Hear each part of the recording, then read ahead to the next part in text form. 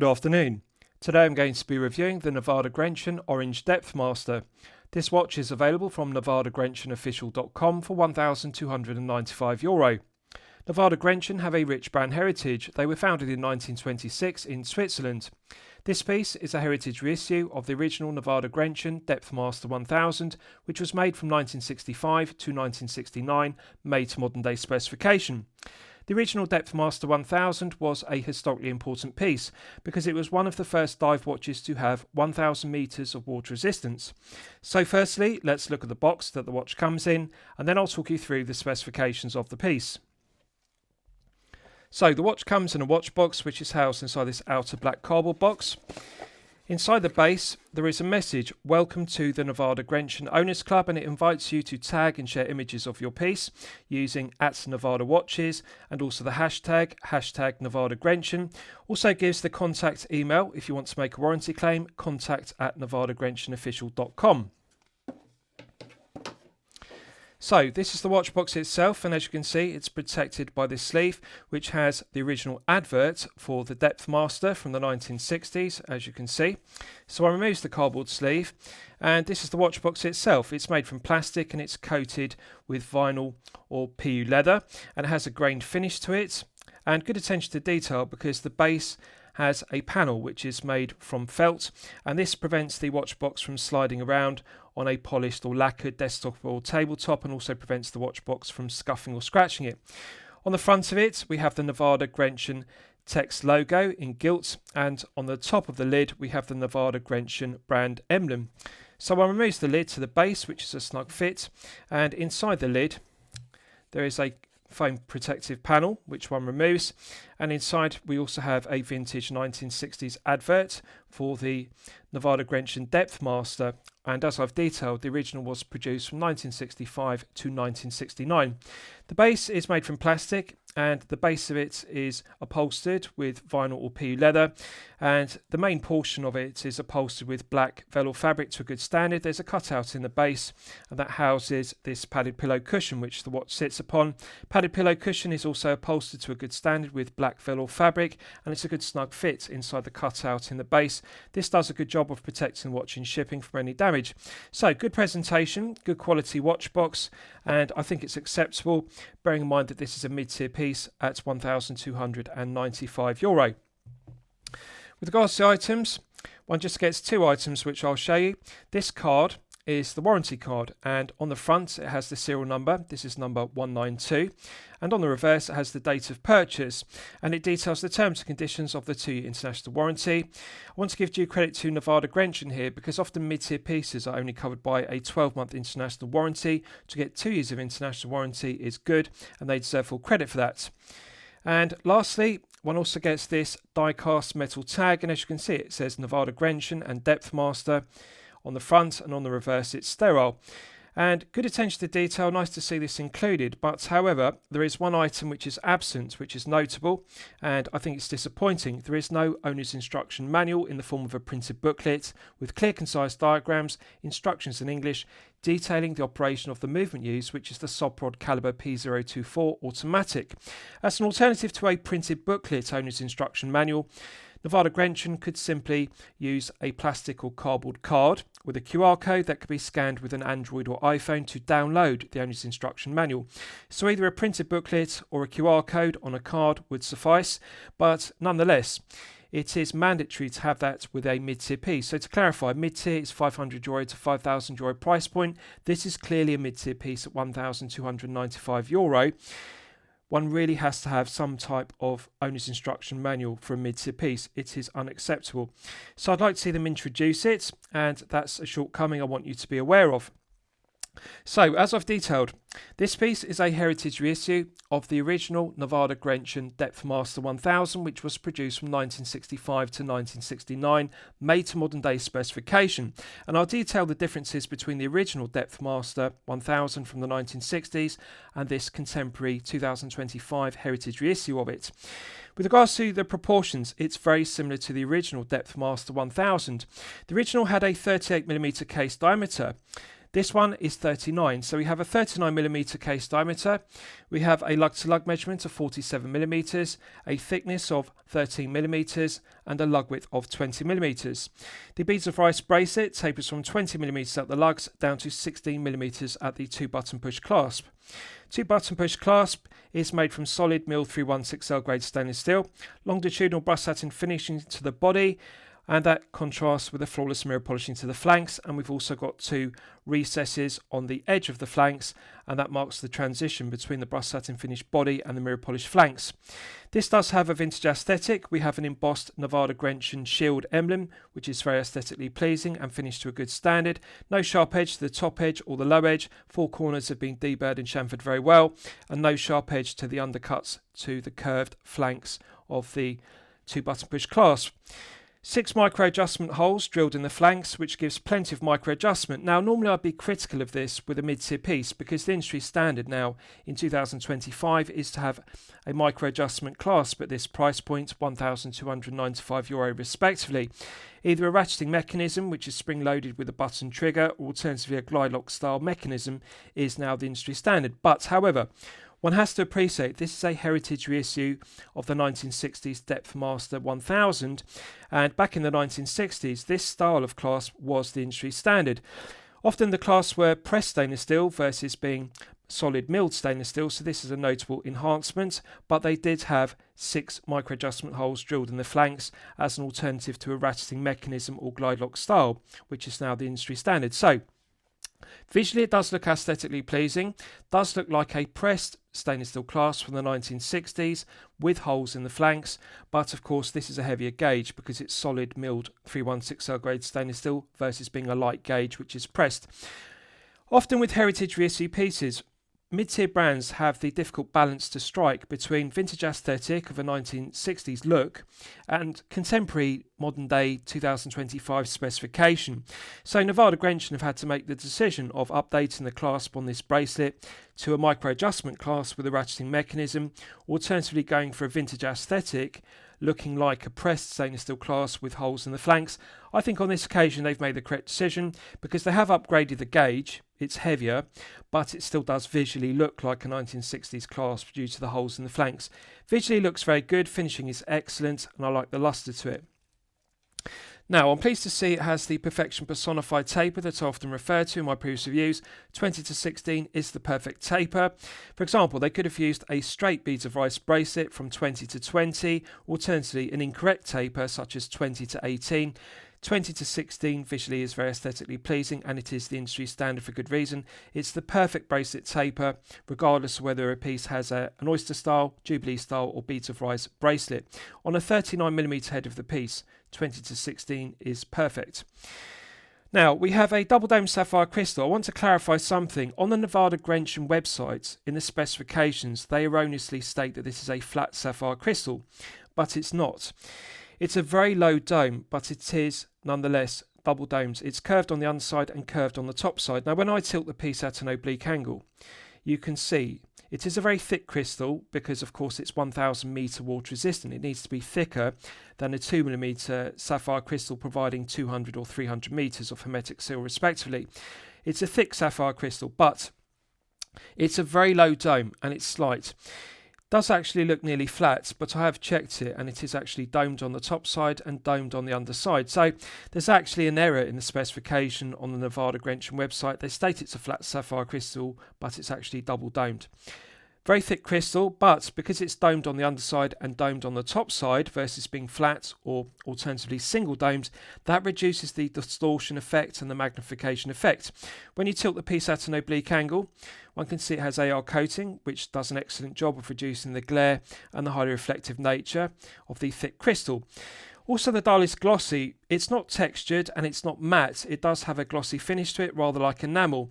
So although it's orange, it's not sunburst orange and it's not glossy enamel finish, but it does have a slightly shiny finish to it versus being textured or alternatively matte.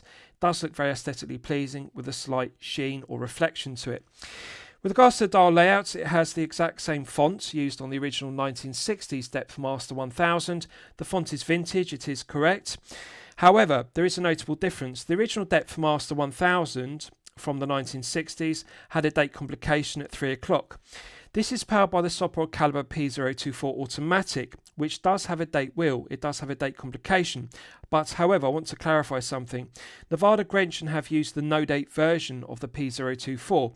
The P024 usually has a date wheel and a date complication, but of course they didn't want a phantom date setting position, which is a negative, so they've used a no date version of it, and that's deleted the date complication and also the phantom date setting position, which is beneficial. So we do not have a date complication at 3 as per the original. Now, purist Nivada Grenchen collectors will be disappointed with this because they would prefer this to be a true heritage reissue like the original, which was produced from 1965 to 1969. They always had a date complication at 3. However, subjectively, modern day collectors of Nivada Grenchen pieces will appreciate the update because we now have perfect symmetry to the dial. It is a symmetrical dial versus the asymmetrical dial of the 1960s. I prefer the no-date version of this dial, the contemporary version. They've deleted the date window because we now have perfect symmetry with the large printed Arabic numerals 12, 2, 4, 6, 8 and 10. I think this looks better, it looks more balanced, the legibility is better, and I think it is acceptable to delete the date complication despite this being powered by the P024, which could support a date complication. Dial layout is exactly the same as the original. Quality of the black minute ticks on the chaptering are high definition and crisp. I'm just going to move the hour hand out of the way so you can see the printing better. Just bear with me and I'll get it into the time setting position and then move the hands out of the way.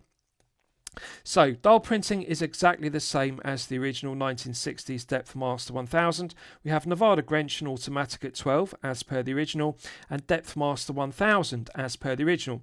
Now, the original version had a black dial and Depthmaster 1000 had the same font, but they printed the Depthmaster in white and the 1000 was in contrasting red, which was very aesthetically pleasing. And as I've detailed, it was a historically important piece because it was one of the first dive watches in the 1960s to have 1000 meters. So this dial layout is exactly the same. Printing is the same fonts used for the text. The text is high definition and crisp, it's not too thick and blurry. Font is exactly the same. Also, good attention to detail because if you look closely at the 6 Arabic numeral, either side we have L Swiss made L. The L denotes luminova because this piece uses C3 superluminova, which is patina tone. Now, this is true to the original. The original said T Swiss made T, and on the original Depthmaster 1000 it said T Swiss made T because that denoted it used tritium on the dial. Tritium was used in the 1960s. From 1960 to 1968. Radium was used, and then from 1968 onwards radium was discontinued because it was highly radioactive. It has a half-life of 1,600 years. So from 1968 onwards, dive pieces used tritium because tritium was less radioactive than radium. But I want to clarify, the original Depthmaster 1000 had tritium on the dial, it did not use radium, so therefore it didn't say RA Swiss made RA, it said T Swiss made T. This looks exactly the same because it says L Swiss made L, because it uses luminova versus tritium. Strictly speaking, it should have an S for superluminova, but the industry standard is to use L to denote both luminova and superluminova. But it's good that they've used the same font, same layout, and I'm pleased to see it says L Swiss made L. Symmetry is good, proportions of the Arabic numerals are clearly legible. Patina tone is very aesthetically pleasing.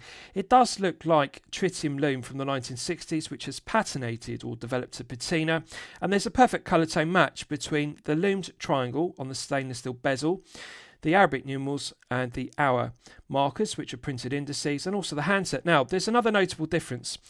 The hands are correctly proportioned and they have a nice black outline, so the legibility is excellent, and I like the continuity because the black handset matches the black text on the dial and the black minute ticks on the chaptering. However, the handset isn't true to the original. The original handset had a different style to it, and again, purist Nivada Grenchen collectors will be disappointed by this because they would prefer that this heritage reissue of the Depthmaster 1000 from the 1960s had the identical handset. Subjectively, I think it's an acceptable update. Legibility is good, proportion is good, and I like the black handset which contrasts with the orange shiny dial. And also they've done a very good job with the colour tone match. The lumed triangle on the stainless steel bezel matches the tone of the patina lume used on the dial for the Arabic numerals and also on the handset. They don't look lighter or darker. Bezel, dial and hands all match in daylight, which is good. The bezel is true to the original. It has engraved first 15-minute ticks, which is correct, hour markers engraved, and 15, 30 and 45 as per the original. So you'll note this is a solid stainless steel bezel.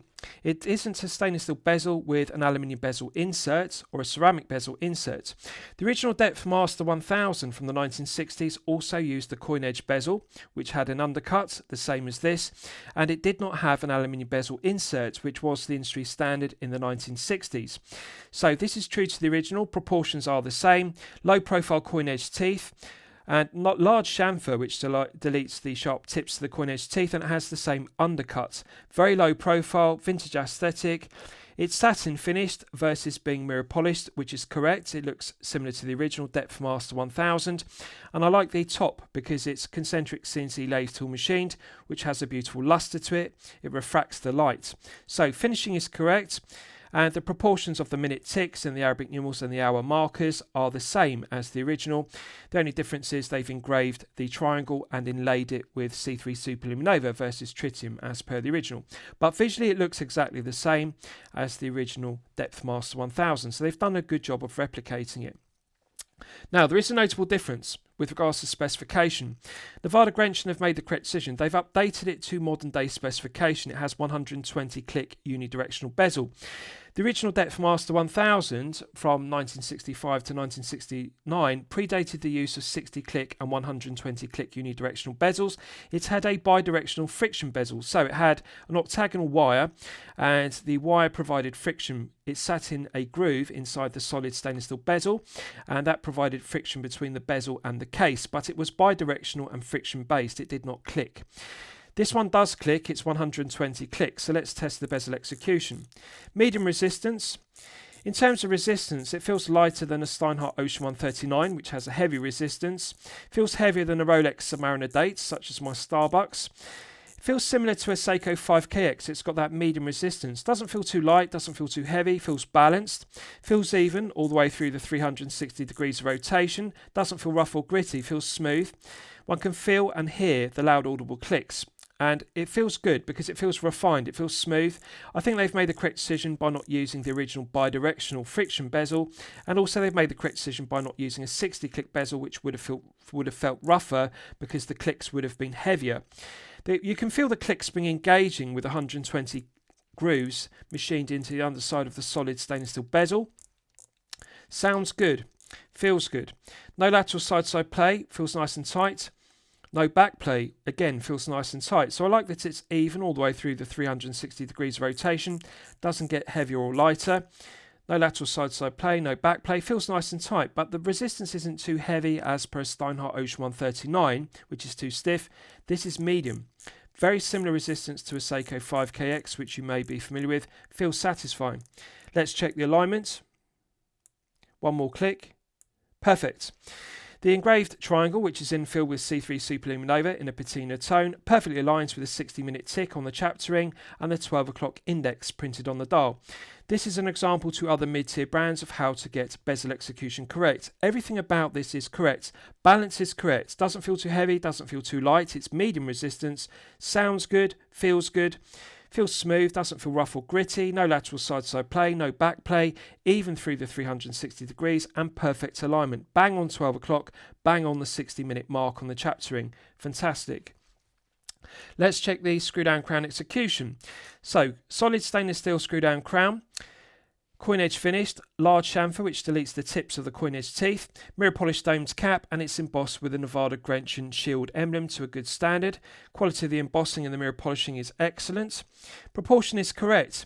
Visually it looks very similar to the screw down crown used on the original Nivada Grenchen Depthmaster 1000 from the 1960s. It's large enough to be grippy and tactile. You can get good purchase with your index finger and thumb, but it doesn't project too far from the right hand flank. So when you flex the wrist, the crown doesn't dig into the back of the hand, so it's good. So let's test the execution. Silky smooth, perfect interface between the internal thread of the stainless steel crown and the external thread of the stainless steel crown tube. This provides 1000 meters of hermetic seal, which is incredibly strong specification as per the original Depthmaster 1000.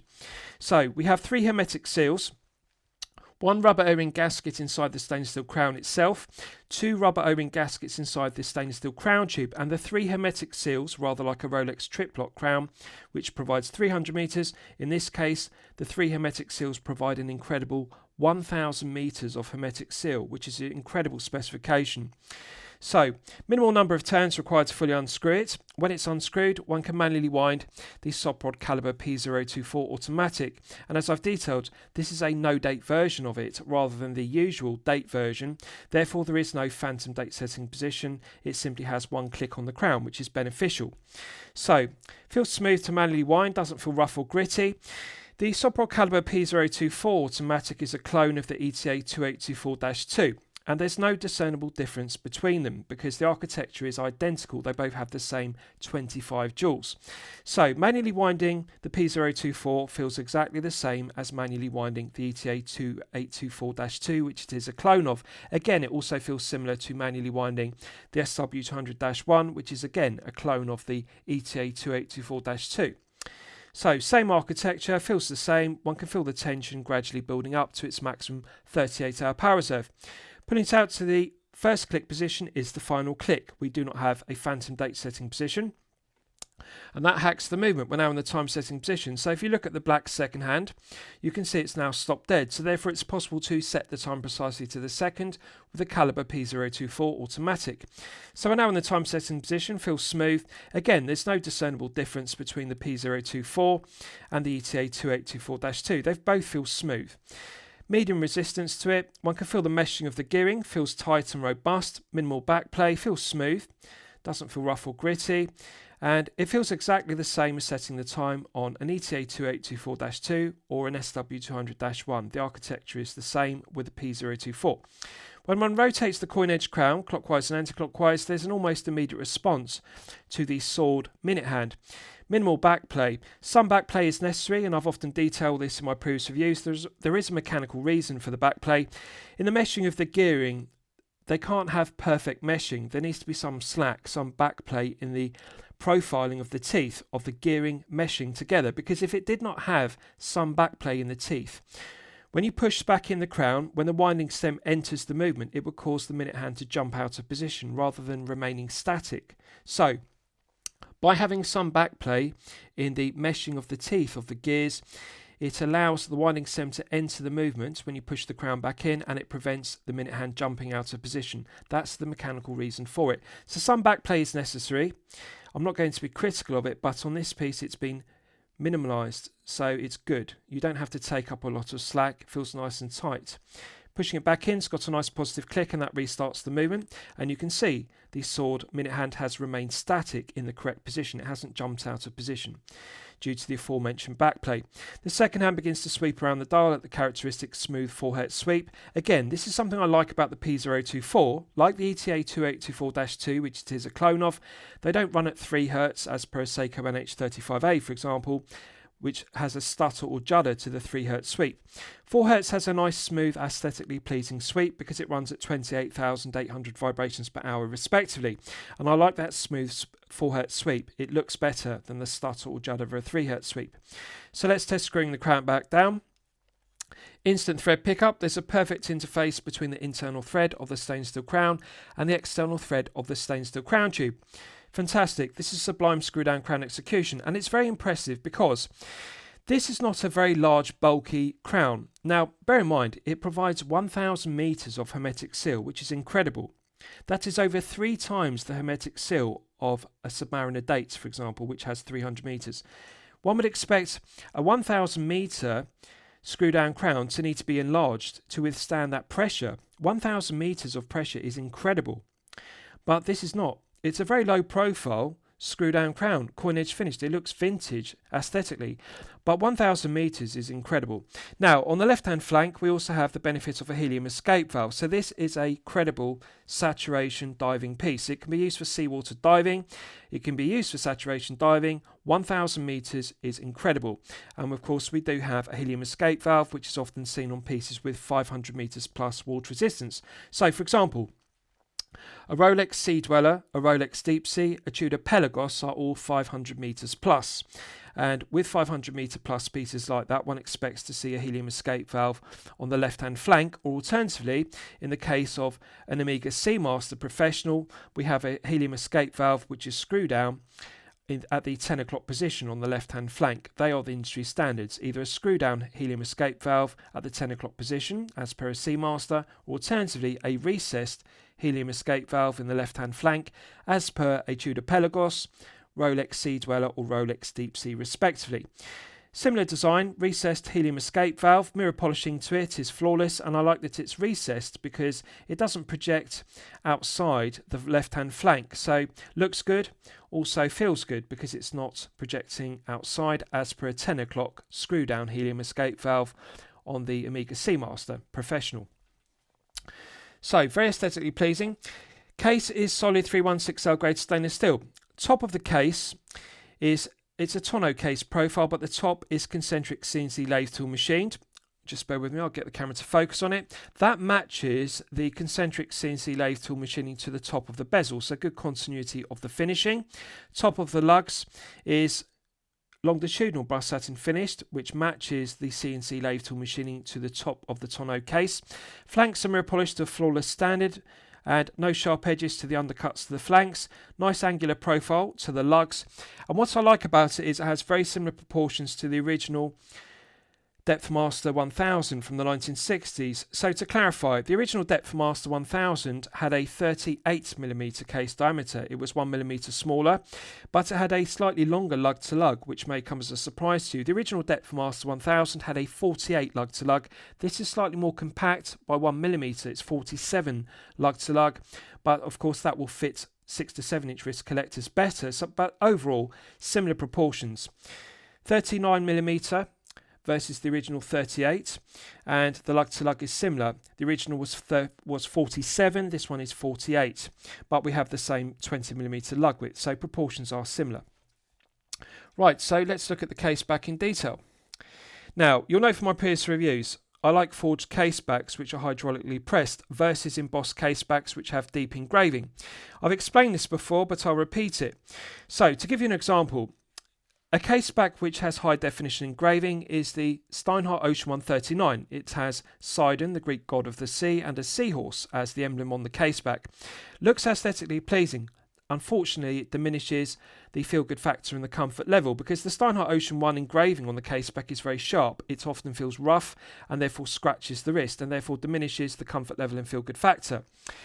High quality pieces such as mid-tier pieces between €500 and €5,000 and high-tier level pieces at 10,000 plus often use forged casebacks. Forged casebacks are hydraulically pressed. The embossing is deep and 3D effect and then mirror polished, but the benefit of it is over an engraved caseback is the embossing feels smooth. It doesn't feel rough, it doesn't feel sharp, doesn't feel abrasive, and therefore doesn't diminish the feel-good factor and the comfort level when you wear a piece for long periods of time, such as 8 to 12 hours per day. So, as an example of a brand that uses a forged hydraulically pressed case back to a good standard is the Yema Superman, which I've previously reviewed. That has very deep embossing of the Yema emblem, and it's very aesthetically pleasing because it's mirror polished, but also very smooth, much more comfortable than a Steinhardt Ocean 1 with sharp engraving. This one has the Nivada Grenchen shield, Nivada Grenchen logo, and also since 1926, and it's matte B blasted background, and then it contrasts with the embossing, which is very deep and mirror polished. Fantastic finishing, feels smooth, very aesthetically pleasing. The circumference of it, or the outer portion, is concentric CNC lathe tool machined, and we've got 10 flats, so it's a dodecagon rather than hexagonal or octagonal profiling to the scallops. So the scallops have 10 sides versus 8 as per an octagonal caseback and versus 6 as per a hexagonal caseback. This is 10 sided to the scallops, therefore it's a dodecagon caseback. Now, it's not a deep bubble back case back, and I want to give due credit to Nivada Grenchen because often pieces that are powered by the ETA 2824-2 or clones of it, such as the P024 and the SW200-1 respectively, have deep bubble back case backs. Bear in mind that we're not looking at a 200 or 300 metre water resistant piece. This has 1000 metres of hermetic seal. One would expect this stainless steel case back, which is solid, to be very thick, because of course it has to provide 1000 metres of hermetic seal. We're not looking at a 200 or 300 metre piece here. 1000 metres is incredible. But nonetheless, the case back is not very thick, and it's not very deep profiled. It's not a deep bubble back case back. This is actually surprisingly flat. This is the kind of low profile case back I would expect with a 200 metre piece or a 300 metre piece, not 1000. So finishing is fantastic. I like it's a forged case back, which is hydraulically pressed. Quality of the CNC lathe machining is fantastic. Quality of the hydraulic pressing is fantastic. And around the circumference, we have the specification and reference of the piece, which is excellent. High definition engraving, but it's been polished, deburred very well. The dodecagon 10 flats to the scallops are also deburred very well. No sharp corners, doesn't have sharp edges to the 10 dodecagon flats. So this is an example to other mid-tier brands of how to get case back execution correct. It's flat and low profile, hydraulically pressed, forged to perfection, and finished to perfection. Solid end links to the beads of rice bracelet are a good tight fit to the head of the piece, but we have standard stainless steel spring bars. Now these could be upgraded to quick release stainless steel spring bars. That would negate the need for a spring bar tool if you want to exchange the beads of rice bracelet for a strap.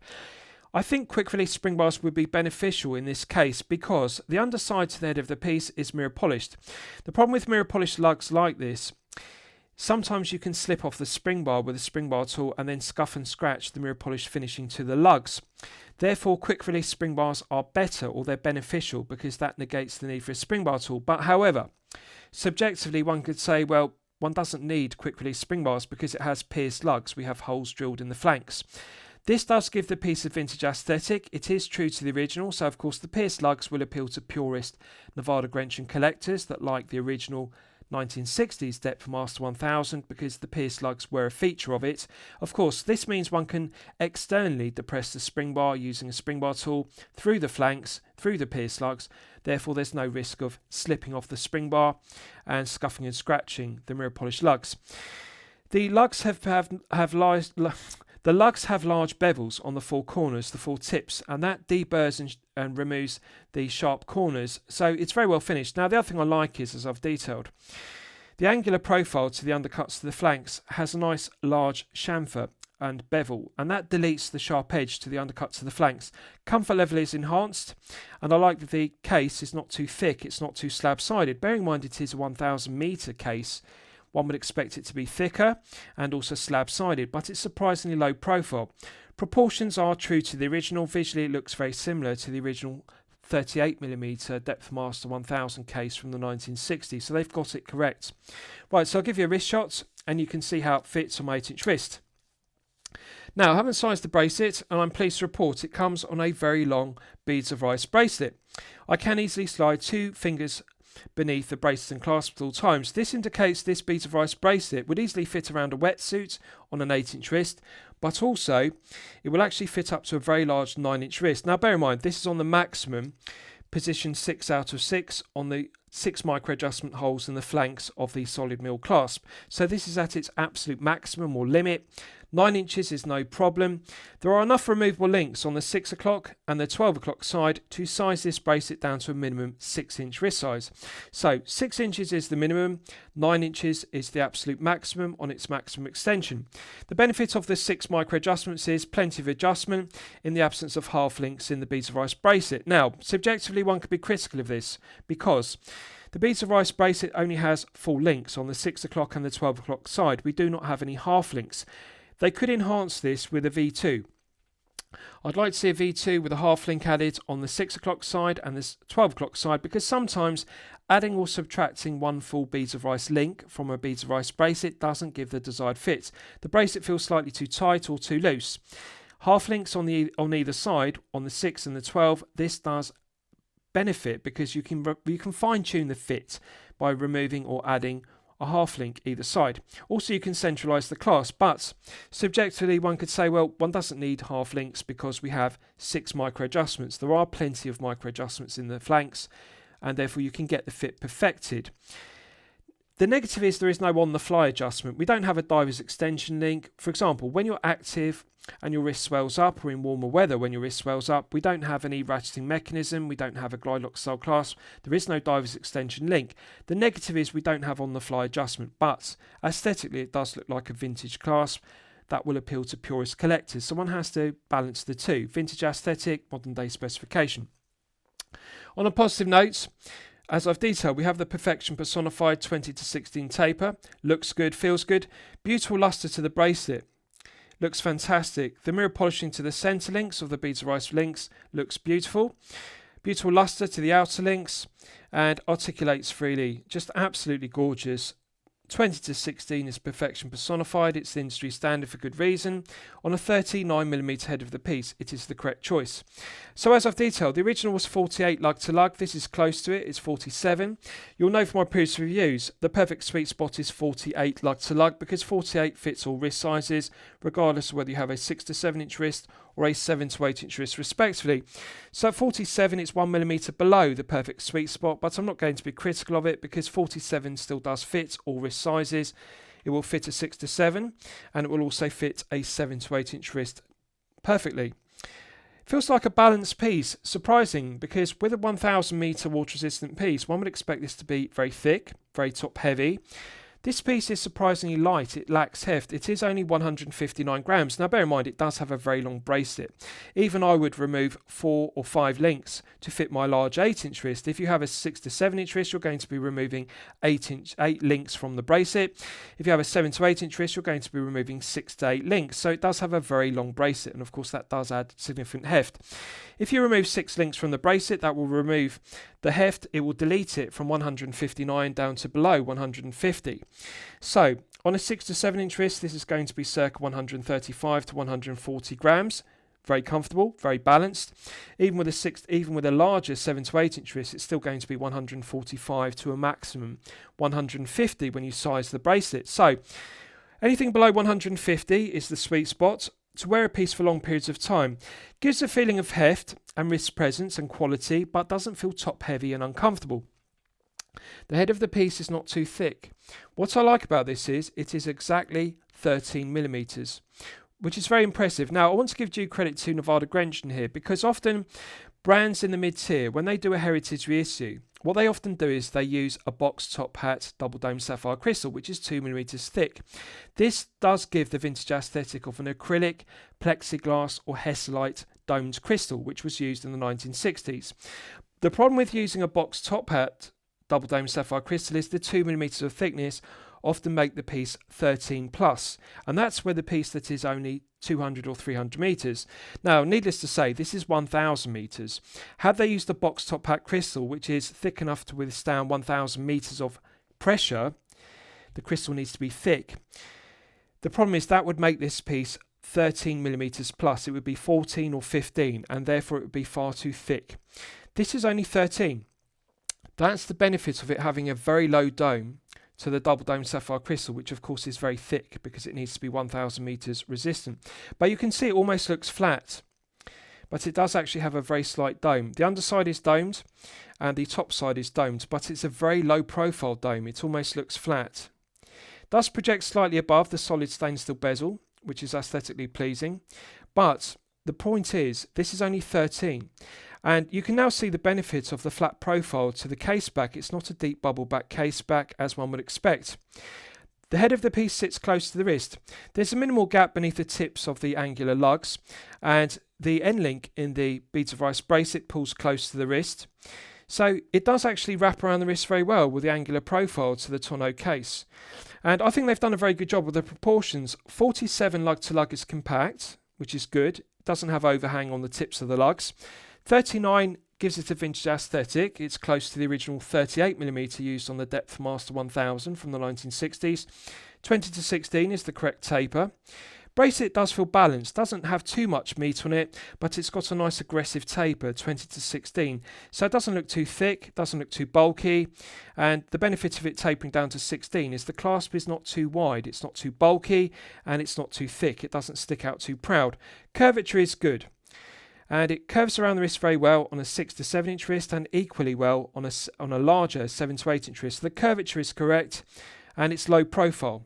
Looks good, looks vintage aesthetic, but of course it's heavier gauge, so it balances the meat of the bracelet. So it's good. Feel good factor is excellent. Comfort level is excellent. Feels balanced. 159 grams is only 9 grams above the sweet spot of 150, and as I've detailed, that's due to the extra links. But with 6 to 8 links removed, it's going to be below 150.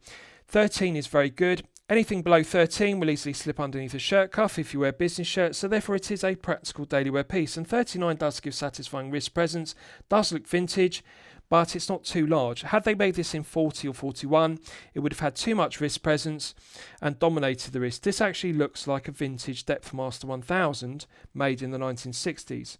Very aesthetically pleasing. They've got it correct. They've got the proportions done to perfection. Right, so let's do a close look at the bracelet. So, Beads of Rice bracelet, 20mm lug width is correct. Let's check the articulation. Doesn't feel stiff or kink, articulates freely, doesn't have excess play. Longitudinal, lateral, side, up and down play. Feels nice and tight, pleasant surprise. Interference, friction, fit is good. Build quality, quality control, tolerances are excellent. Let's check the other side of continuity. Again, articulates freely, doesn't feel stiff or kink, pivots smoothly. Interference, friction, fit. Doesn't have excess play in any direction, feels nice and tight. Pleasant surprise, I'm impressed. Quality of the finishing is fantastic. Mirror polishing to the centre links, which are Beads of Rice style. It has a beautiful shine to the centre links, and that contrasts with the flawless brush satin finishing to the outer links. Nice fine grained satin finishing. No sharp edge to the top edge or the low edge of the flanks, so the bracelet doesn't pull arm hairs, that's the benefit. Also doesn't feel sharp on the undercuts to the flanks, therefore it doesn't feel sharp, doesn't scratch the wrist, doesn't feel abrasive. This is a comfortable bracelet. Articulates freely, doesn't feel stiff or kink, so it's good, flows nicely, but it doesn't rattle. It's not sloppy. This is the benefit of using 1.2mm screw pins, and I'm pleased to see this because I'm often critical of mid-tier brands, and I apply this to Swiss brands such as Doxa. They use Beads of Rice bracelets. For example, I previously reviewed the Sub 300T, but it had a sloppy Beads of Rice bracelet. The negative of using push pins, regardless of whether they are pin and collars or split pin push pins, is they are sloppy. They don't tighten up the tolerances. It's difficult to get a tight interference friction fit between the pin going through the links of the bracelet. But you can see the benefit of using 1.2mm screw pins because this tightens up the tolerances. What we have here is a bracelet which has the balance correct because it doesn't have stiff links. It's not too tight, but it's not sloppy. It doesn't rattle. This is better quality than the Beads of Rice bracelet used on the Doxa Sub 300T, which is a more expensive piece in the mid-tier. That's what we're looking at. Better quality, build quality, quality control, materials, finishing, and tolerances. Nice and tight. Let's check the other side for continuity. Again, articulates freely, doesn't feel stiff or kink, flows nicely. It's good. Doesn't rattle. So the balance is correct. It's not sloppy, doesn't rattle, but it flows nicely. And this is the benefit of using screw pins versus push pins. It's not a sloppy Beads of Rice bracelet as per the Doxa Sub 300T I previously reviewed, which was dreadful. This is fantastic. Pleasant surprise, this is a good quality Beads of Rice bracelet. And I'm impressed with it because this is better than the other bracelets I've reviewed on previous Nivada Grenchen pieces. They appear to have tightened up the quality control, the build quality and the tolerances of their Beads of Rice bracelets. This is tighter. It doesn't feel as loose. They've got it perfected. The balance is correct. Articulates freely, doesn't feel stiff, but it definitely feels tighter. I think they've improved the quality control of their finishing to their bracelets. Let's look at the clasp in detail. So as I've detailed, solid mil 316L grade stainless steel, no sharp edge to the top edge, lower edge. Corners have been deburred, no sharp undercuts to the flanks. Mirror polishing and brush satin finishing is good. 2 button push buttons are heavily spring-loaded. They feel reliable and robust. Solid mill 316L grade stainless steel internals, as one would expect. Longitudinal brushed satin finishing to the top side, underside and flanks. No sharp edges to the top edge or lower edge. Centre section has been deburred very well, no sharp corners. Let's check the hinge pins. Left hand hinge pin articulates freely, doesn't feel stiff or kink. Centre hinge pin articulates freely, doesn't feel stiff or kink, doesn't have excess play.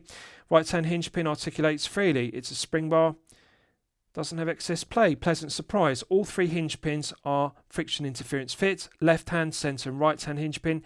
This is an example to other mid-tier brands and micro brands of how to get solid milled stainless steel class perfected. Feels good.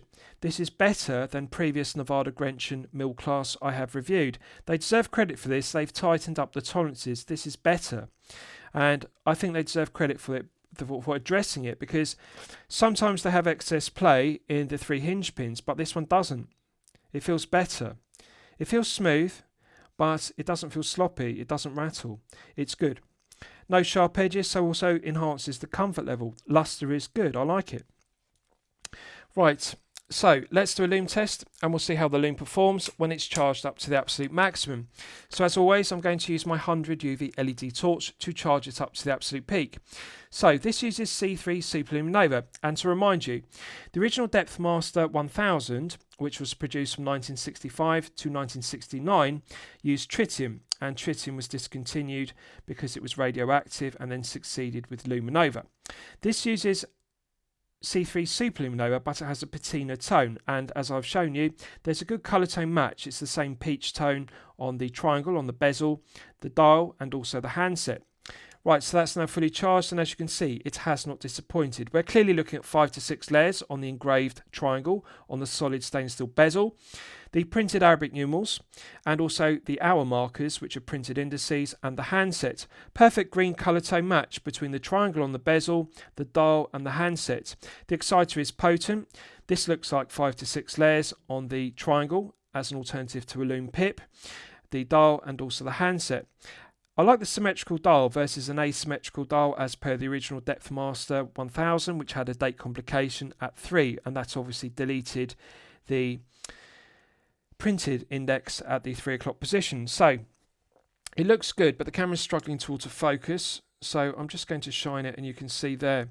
Good colour tone match. The green is the same. In daylight it looks peach patina tone, but in the dark we have the same green tone. Now visually it looks similar to green tritium, and it has a patina tone similar to patinated tritium from the 1960s, but in the dark it has a similar green tone to it. Yet potency of the exciter is good. C3 is the correct choice. For example, had they used BGW9, which glows blue, that wouldn't have looked appropriate because it wouldn't look like the green tritium used in the 1960s on the original Depthmaster 1000. Green C3 does look visually similar to tritium, and this will of course appeal to purist Nivada Grenchen collectors because the green C3 does look similar to the green tritium used in the 1960s versus blue BGW9. It's good. Camera's struggling to autofocus on it, but I'm absolutely confident we're looking at 5 to 6 layers here versus the cost-cutting measure of 2 to 3 or 3 to 4 on the dial and handset. I like that there's a colour tone match. For example, the hands don't look like they've got 3 to 4 layers and the dial looks like 2 to 3, which is often the case as a production cost-cutting measure in order to maximise profit margin per piece.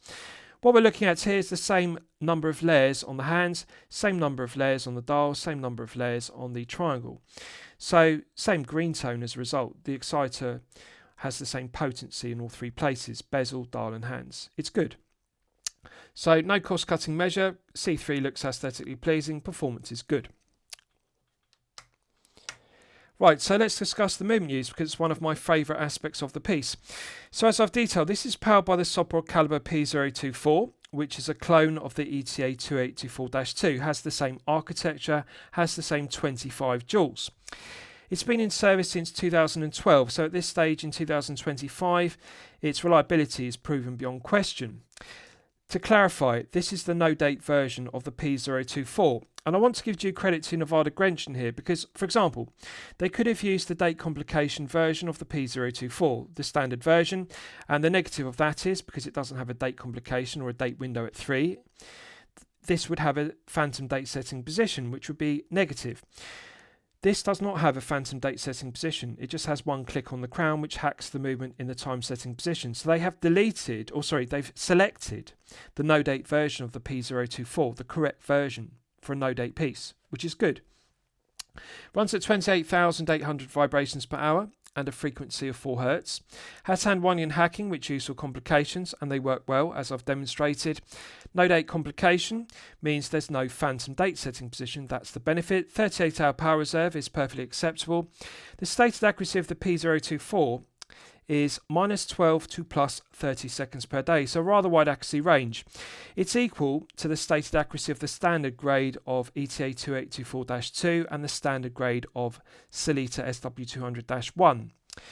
It's regulated in 5 positions by Nivada Grenchen, which is good. And this one is running consistently at +5 seconds per day. +5 is well within the stated accuracy of -12 to +30. And +5 is actually within chronometer accuracy of -4 to +6. So again, I want to give due credit to Nivada Grenchen here, because they are regulating the calibers they're using, the P024 no date versions they're using, in 5 positions, which is correct. And the benefit of regulating the caliber in 5 positions is they can attain better than the stated accuracy of -12 to +30, which is a wide accuracy range. They can attain chronometer accuracy from it. +5 is excellent. It is chronometer accurate. No negatives to the P024. In terms of reliability, I regard the reliability as equal to the standard grade of the ETA 2824-2 and the reliability as equal to the standard grade of SW200-1. There is no difference in build quality, quality control, materials and finishing. The standard P024 is equal to the standard ETA 2824-2 and the standard SW200-1. Accuracy is the same. Reliability is the same, build quality, materials and finishing. It is a reliable, well-proven workhorse Swiss caliber in service since 2012. No negatives to it whatsoever. Correct choice for this piece, and there's no discernible difference. The architecture is identical to the ETA 2824-2. It has the same 25 joules. So it's a credible alternative to the SW200-1. And in terms of quality and accuracy, it's the same as the SW200-1. The only difference is the latter has 26 joules, the former has 25. So, good choice of movement, +5 is good, 38 hours is acceptable, and I like that it is the no-date version, so we don't have a phantom date setting position, which would be a negative. So last I'll summarise the piece. What do I think of it overall? Well, when I'm considering reviewing a watch on my channel, the watch should meet 2 criteria. I'm going to declare this excellent quality, and I'm going to declare the value as okay. The reason why I say the value is okay rather than good or excellent is because this does face some stiff competition from other mid-tier brands and other mid-tier micro brands which are making Swiss-made pieces, and they are using similar quality calibers such as the P024 at the same price point or a lower price point. I would like to see Nivada Grenchen lower the price point to make it more competitive. So this is €1,295. The mid-tier is €500 to €5,000. I would like to see this closer to €1,000 versus €1,295. The price point is okay for the specification and the caliber used. The P024 is €1,295 specification level, but to make this more competitive and to increase the value proposition, I think closer to 1,000 would make it good or excellent value. Quality is excellent. Build quality, quality control is excellent. Screw down crown is silky smooth. Bezel execution is excellent. 5 to 6 layers of C3 is excellent. They have improved the beads of rice bracelets. I am impressed with this because I have previously reviewed other Nivada Grenchen pieces and there was excess play in the end links, excess play in the bracelet. They were sloppy. They have tightened up the tolerances. This is more refined. So I'm pleased to see them address that. They've tightened up the tolerances. This is not a sloppy bracelet. Finishing is good. No sharp edges, doesn't pull arm hairs, articulates well, doesn't feel stiff or kink, but it's not sloppy. This is better than previous bracelets.